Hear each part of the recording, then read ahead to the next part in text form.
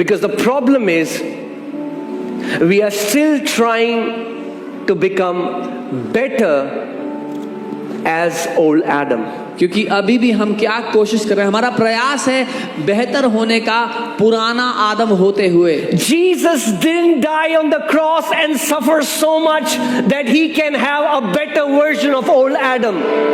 यीशु क्रूस पर मर गया और इतना कुछ इसलिए नहीं सह लिया कि उसके पास पुराने आदम का एक अच्छा वर्जन हो।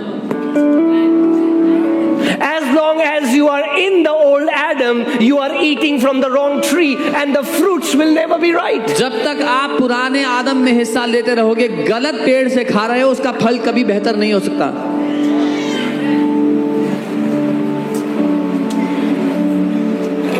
Are you getting what I'm saying? You have to understand the gospel.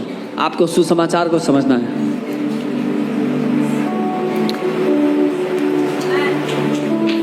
Let's go to a scripture. Romans 8:15. I'll read from the NKJV version first. 8 उसका 15 पढ़ते हैं। And it says, "For you did again to fear, but you received the spirit of adoption by whom we cry out, Abba, Father." और यहाँ लिखा है क्योंकि तुमने उस बंधन का या दासत्व का आत्मा नहीं लिया कि फिर से भयभीत हो जाओ, लेकिन तुमने लेपालकपन का आत्मा पाया है ताकि चिल्ला सको, हे अब्बा, हे पिता।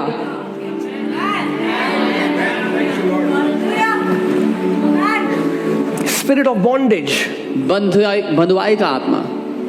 Do you know this word bondage in the original translation says religious bondage? आप जानते हैं मूल भाषा में जो बंधन लिखा है, बंधुआई का आत्मा लिखा है, वो धर्म के बंधन का आत्मा है।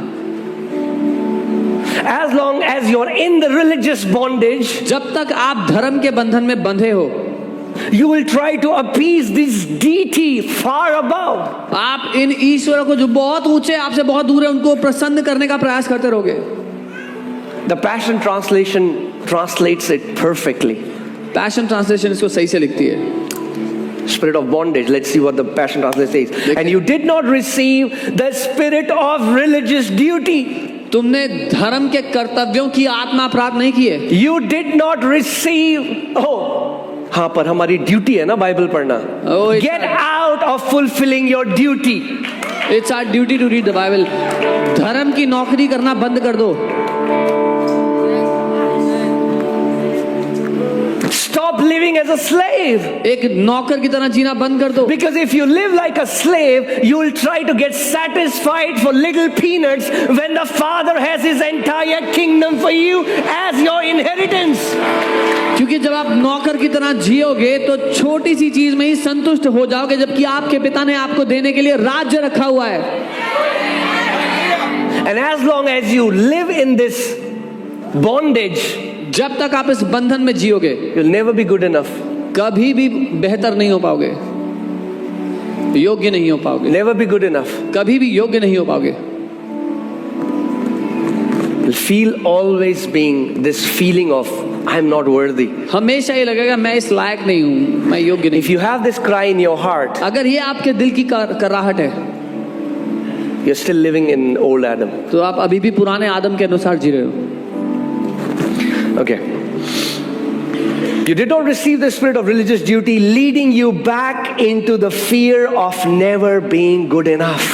क्योंकि तुमने धर्म की नौकरी करने का आत्मा नहीं पाया, जिसमें ये डर है कि मैं कभी भी लायक नहीं हो पाऊंगा। Oh God, I'm not good enough. ओ प्रभु, मैं लायक नहीं हूँ। And God is surprised, really? और परमेश्वर हैरान है, सच में? He knew you were never good enough. उसको पता था कि हम कभी योग्य नहीं हो But पाएंगे। it is not about you. लेकिन आप नहीं हो मुद्दा।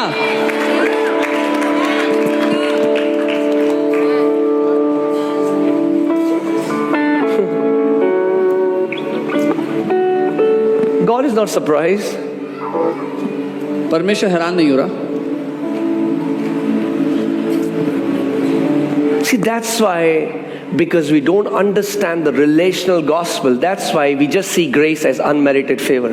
क्योंकि हम सुसमाचार में रिश्ता नहीं समझते हैं, इसीलिए हम अनुग्रह को ऐसे देखते हैं कि जिसके हम लायक नहीं थे। And we always say statements like, I don't deserve it. हमेशा कहते हैं कि मैं लायक नहीं हूँ इसके। That's the problem. यही दिक्कत है, Because we see gospel from a legalistic point of view. God is a judge, he needed to punish, so he sent his son. क्योंकि हम कानूनी तौर पे सुसमाचार को समझते हैं कि परमेश्वर एक जज है, उसको न्याय करना था, इसलिए उसने अपने बेटे को भेज दिया। I don't deserve this. ओ मैं इसके लायक नहीं हूँ। When was the last time your kids said that to you? Thank you, Papa, for giving me this dress, but I didn't deserve it. पिछली बार कब आपके बच्चे ने आपसे कहा था कि धन्यवाद पापा मुझे ड्रेस खरीद के देने के लिए, मैं इसके लायक नहीं हूँ। You deserve it or you don't deserve it. It doesn't come in the relational paradigm. आप लायक हो या नहीं हो, ये बात रिश्ते में लागू नहीं होती है। God doesn't give it to you because you deserve it or you don't deserve it, but because he loves you. परमेश्वर आपको कुछ इसीलिए नहीं देता कि आप लायक हो या लायक नहीं हो। Amen.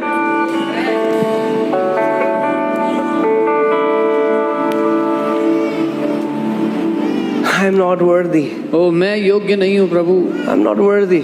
मैं योग्य नहीं हूँ। You're thinking like that अगर आप ऐसे सोचते हो, because you're not thinking like a son. क्योंकि आप बेटे की तरह नहीं सोच रहे हो।